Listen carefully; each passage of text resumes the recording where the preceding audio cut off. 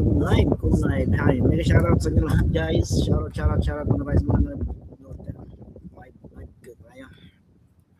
Ayan. 48 hours after. Kape muna tayo guys. Ano gusto mag ay.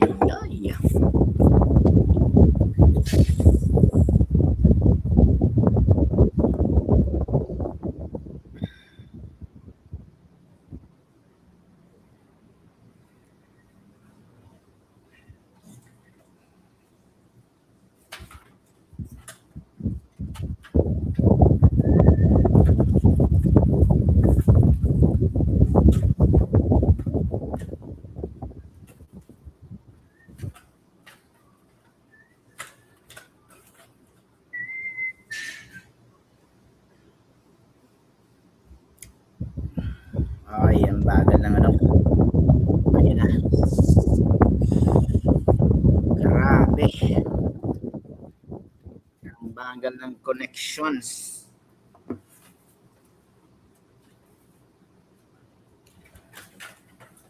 Start muna tayo modem.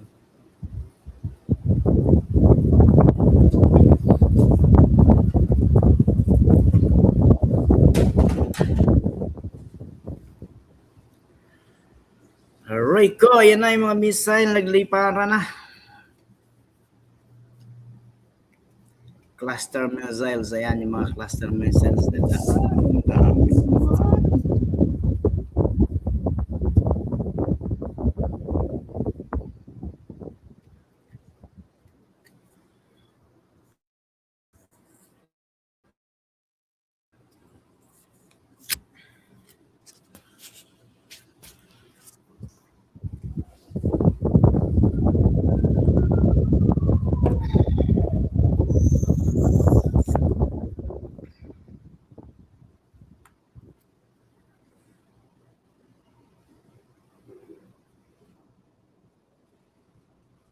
Ay, Boss Nostradamus, nakalimutan na kita, totoo lang.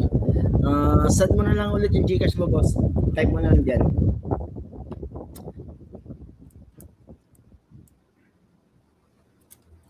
Type mo na lang dyan, boss. I-send ko ngayon. Nakalimutan talaga kita, sorry.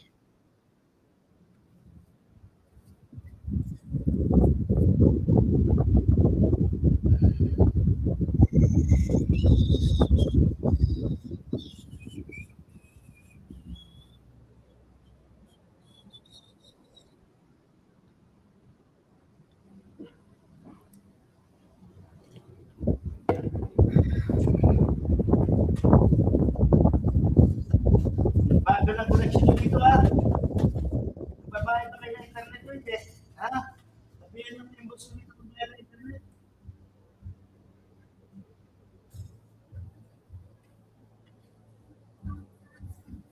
Oo nga, paano yan? Maganda.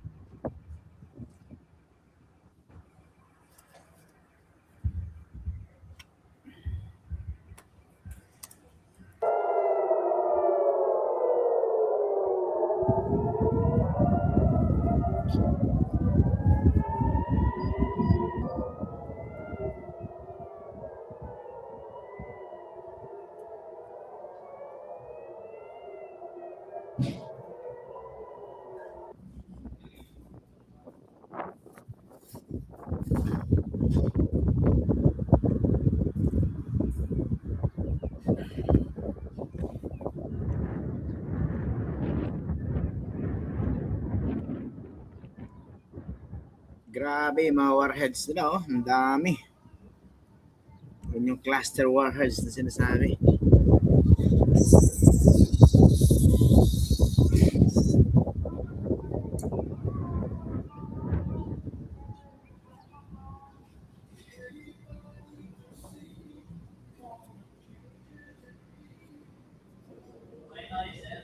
Hindi pa, perahin mo na lang yung sa akin.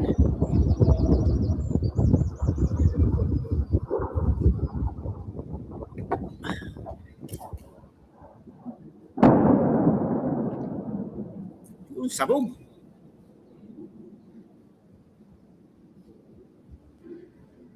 Ayun, oh.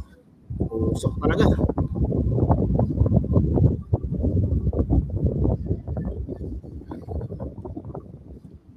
Decorated my room.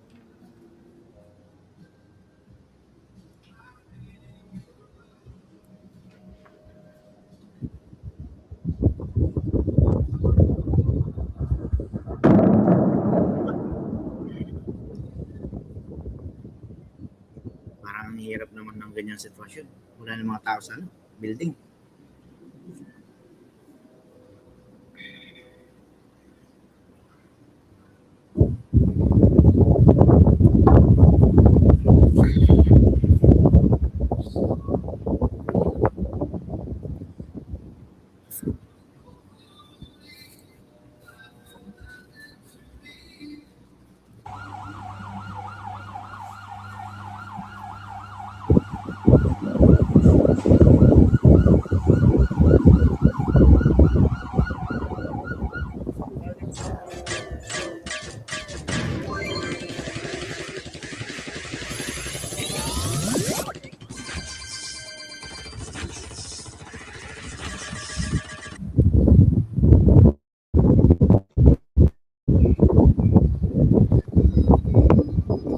Oh, decorated my life, created a world. That's what I do.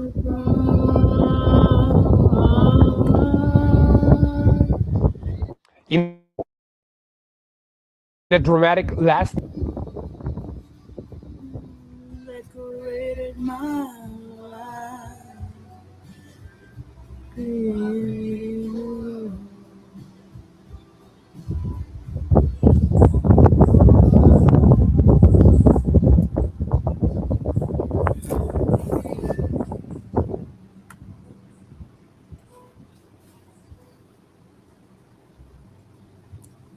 Yan na boss, kita ko na yan na.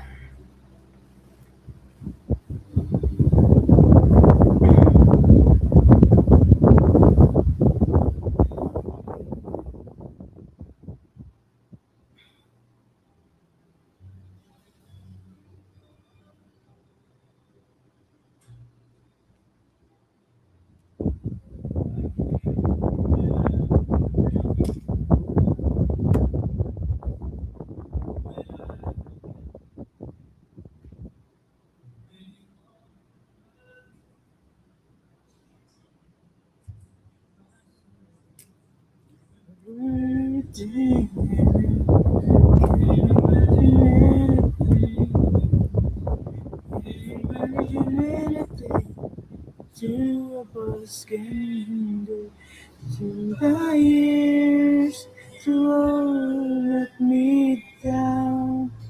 You turn my life around. The same the chains I found through the years. It never ends. You learn from life is same. It's not.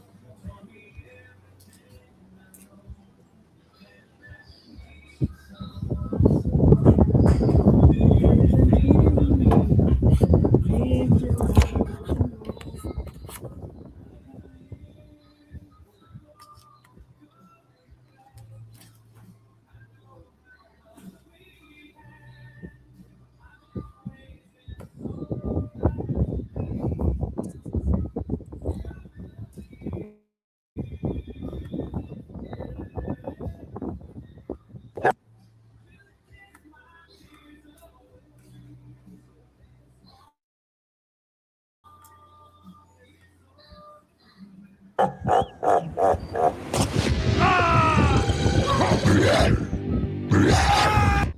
0547 local time, an Israeli F-16, call sign Iron, raced through 20,000 feet over Tehran towards a Revolutionary Guard command center. Over 90 other Israeli F-35 Adirs, F-16 Baraks, and F-15 Rams were also descending on Tehran, ready to turn it into a parking lot big enough for Iran's first Buckies.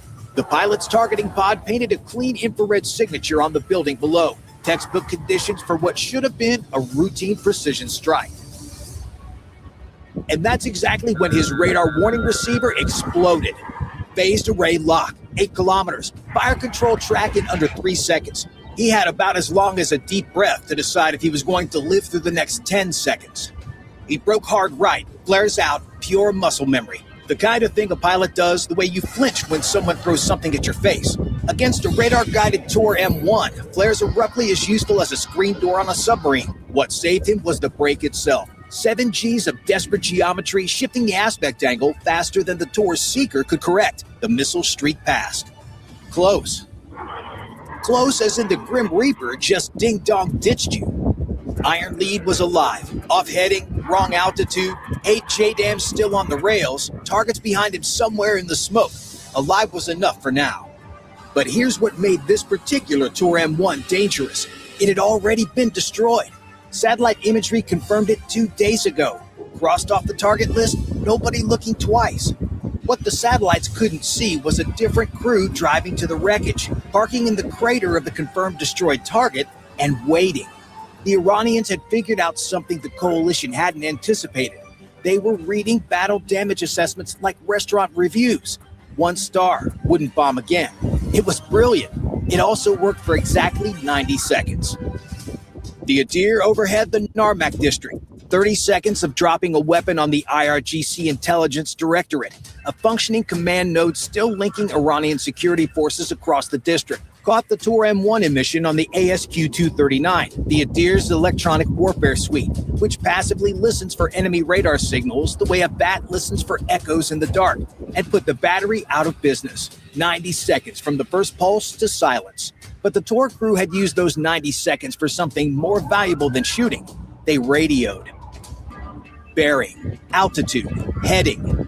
The approach vector of the entire Barak formation, broadcast on an IRGC frequency running through the civilian cellular network, a network the coalition hadn't jammed because destroying the phone system in a country you're trying to liberate is not exactly winning hearts and minds strategy. The Tor M1 crew was gone. Their data was already across the city. 12 kilometers west, an Adir over the Sattar Khan district rolled onto the IRGC Cooperative Foundation, the financial headquarters that bankrolls Iran's pet projects across the Middle East. The building sat wedged between 2 other buildings, flanking the aim point like goalposts. 1 approach axis. The pilot threaded it. A Spice precision bomb punched through the 4th floor. The charity that funded rockets was now accepting donations in rubble. East of the city, ROM weapons officers at Parchin timed their bomb releases between inbound Tomahawk impacts, dropping ordnance in the gaps like the world's most dangerous game of Frogger. Southeast of Tehran, a Bavar 373 battery commander had been pulsing his Mirage 4 ESA search radar in 2-second bursts, just long enough to build a snapshot, never long enough to attract a harm. Now the Tor crew's final transmission gave him a bearing and altitude. He swung the Mirage 4 to that azimuth and powered to continuous fire control track. Think of the Bavar 373 as Iran's homemade answer to the Russian S-300. Sayad-4 missiles, 125 miles engagement range, built domestically under sanctions. Whether that makes it impressive or terrifying depends entirely on your confidence in Iranian quality control. What is not debatable, every Barak and Ram on that bearing just entered its envelope. The Adirs could survive it. The Bavar's radar couldn't hold a stealth track. The Baraks hauling dozens of bombs on external pylons, whose radar cross-sections were a barn door versus a marble. Those pilots had a different problem entirely. The same Adir pilot who had just swacked the Tor M1 caught the Bavar going active on his sensors. Second retask in 2 minutes. He rolled south and put a weapon on it. 20 seconds later, the Mirage 4 went dark for good. 2 SAM engagements in 3 minutes. 0 assigned ground targets hit. The IRGC Intelligence Directorate in Namarq, a building that was coordinating Iranian security forces across 4 eastern districts, was still standing, still functioning, still untouched. And the Namarq sector had no Adir overhead for the first time all morning. Below the SAM fight, the barracks descended into 4 days of fire and smoke that made the city look like the mouth of hell itself. Granite Flight, the second Barak 4 ship, passed through 18,000 feet and watched the FLIR image turn to mud. 15,000. Worse, 12,000. Half of Granite Lead's weapons were SPICE precision bombs. SPICE scene matching works like facial recognition for buildings. A preloaded image compared to what the seeker sees, accurate to less than 3 meters. Through 4 days of accumulated haze, the seeker saw the inside of a dirty aquarium. Scene match failed. GPS backup, 10 meters circular error probable. But at this altitude, that wasn't good enough. The Besieged doesn't operate from isolated military compounds. Their command centers share walls with apartment buildings. Literally share them. Load-bearing concrete, families on the other side. Submeter puts the bomb through the correct window. 10 meters puts it somewhere in the neighborhood and crosses its fingers. They can't do that. The only sensors that could still see the ground were the Hermes 900 reconnaissance drones you see here orbiting below the smoke layer, feeding real-time infrared to every pilot in the package. Without the Hermes feed, the barracks were dropping bombs on GPS coordinates they couldn't verify into neighborhoods where a 10-meter miss meant the wrong building.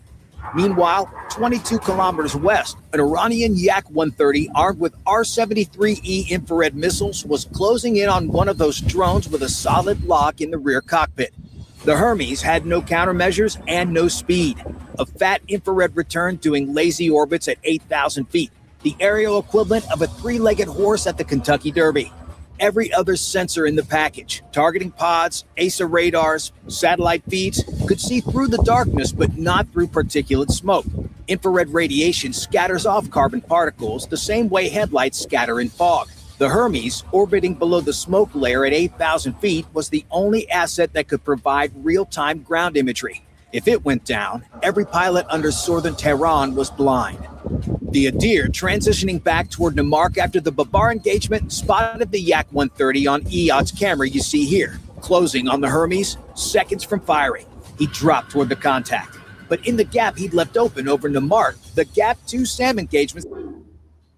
Want to get a 1-year TradingView premium plan absolutely free? Then listen carefully. Download our new official application to your computer right now. TradingView is celebrating a major milestone, 15 years. Over this time, we've become home to millions of traders worldwide. And today we're moving to the next level. We are officially launching TradingView Desktop, an application built for those who value speed, stability, and full immersion in charts. This isn't just a browser tab. It's your complete trading terminal. Advantages of the desktop version. Performance. The app runs faster and smoother than any web version. Multi-window support, multiple monitors supported, and instant switching between workspaces. Independence. Your settings and charts are always at hand. No extra browser tabs consuming memory. To celebrate our 15th anniversary and the launch of the desktop app, we've prepared exclusive bonuses for our users. After installing and logging into the desktop version, you can claim your personal gift, 1 year of premium, available specifically for your PC application. All indicators, unlimited alerts, and deeper data, now in one place.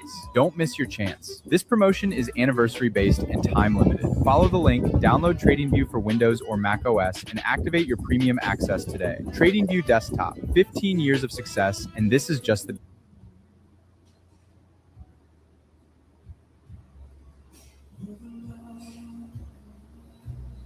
Want to get a 1-year TradingView premium plan absolutely free? Then listen carefully. Download our new official application to your computer right now. TradingView is celebrating a major milestone, 15 years. Over this time, we've become home to millions of traders worldwide. And today we're moving to the next level. We are officially launching TradingView Desktop, an application built for those who value speed, stability, and full immersion in charts. This isn't just a browser tab. It's your complete trading terminal. Advantages of the desktop version. Performance. The app runs faster and smoother than any web version. Multi-window support. Multiple monitors supported and instant switching between workspaces. Independence. Your settings and charts are always at hand. No extra browser tabs consuming memory. To celebrate our 15th anniversary and the launch of the desktop app, we've prepared exclusive bonuses for our users. After installing and logging into the desktop version, you can claim your personal gift. 1 year of premium, available specifically for your PC application. All indicators, unlimited alerts, and deeper data, now in one place. Don't miss your chance. This promotion is anniversary-based and time-limited. Follow the link, download TradingView for Windows or Mac OS, and activate your premium access today. TradingView Desktop,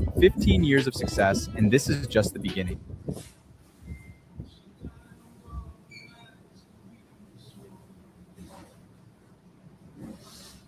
Had ripped wide open, a garage door was sliding up, and what rolled out changed the mission's calculus entirely. The Hermes caught it first, a heavy vehicle in a narrow Nemark street, missile vertical on the rail, 4 figures at the base, connecting fuel umbilicals and the unhurried efficiency of men who have practiced this 100 times under fire. Ghadar 110, Iran's longest-range ballistic missile, with enough range to reach anywhere in Israel without breaking a sweat. The Ghadar is easy to fire, roll out, erect, connect second stage umbilicals, fire. If this crew had been prepping inside the garage and the calm, practice movements on the infrared feed suggested exactly that, this missile could be airborne in less than 30 minutes, aimed at Tel Aviv, Haifa, or Ben Gurion Airport, where the pilots' families were huddled in shelters listening to the sirens. None of that was supposed to happen.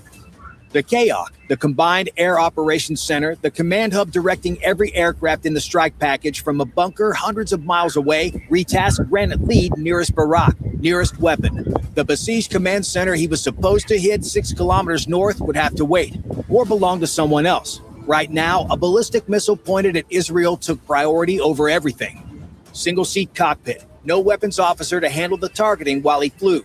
Right hand on the stick, left hand punching GPS coordinates into a GPU-31 that 10 minutes ago was programmed for a besieged command center, reprogramming a JDAM in a cockpit built for one person's attention while descending through residual smoke, managing the radar warning receiver, and listening to a tactical frequency where 90 jets were all talking at once is about as hard as it sounds.